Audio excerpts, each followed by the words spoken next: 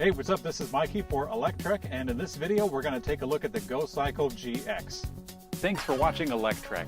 Give us a thumbs up, hit the subscribe button, and enable notifications so that you don't miss out on any videos.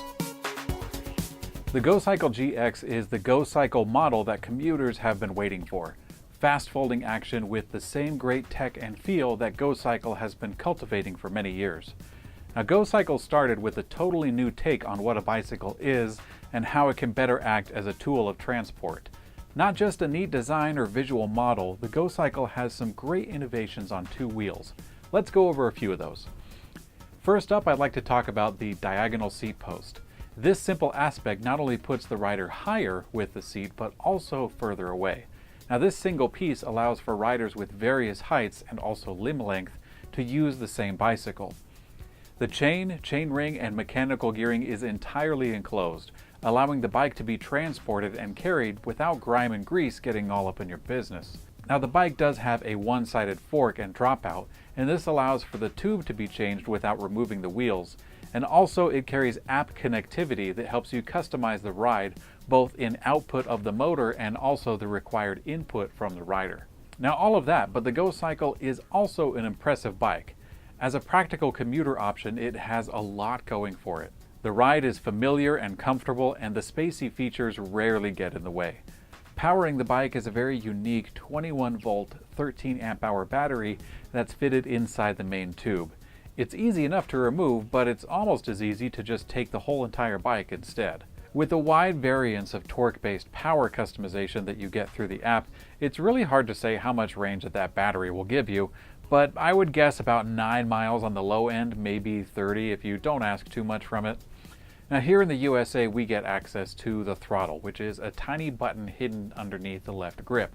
The bike needs to be moving a little bit before it will actually engage, which isn't my favorite mode, but this is likely done to ease the burden on that 250-watt front hub motor. Now, let's talk about some other stuff.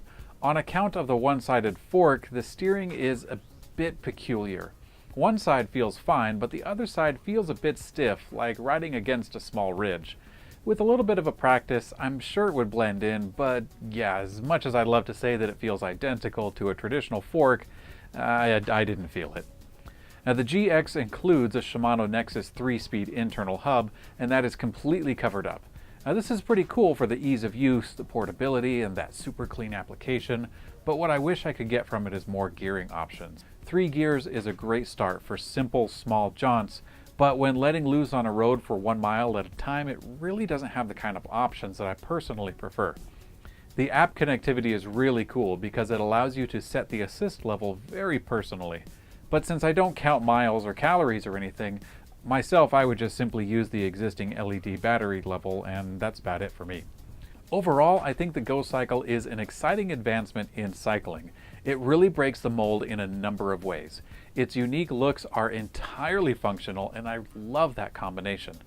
Although the base idea of a folding electric bike has been done 1,000 times over, very few retail-ready bikes have this set of feature. And if the GoCycle looks or the usage really speaks to you, then for the price of $3,299, you can find the GX either online or at a local store. So there's my 2 cents, but what do you think? Let me know in the comment section below. Thank you for watching Electrek, and I will see you guys on the later.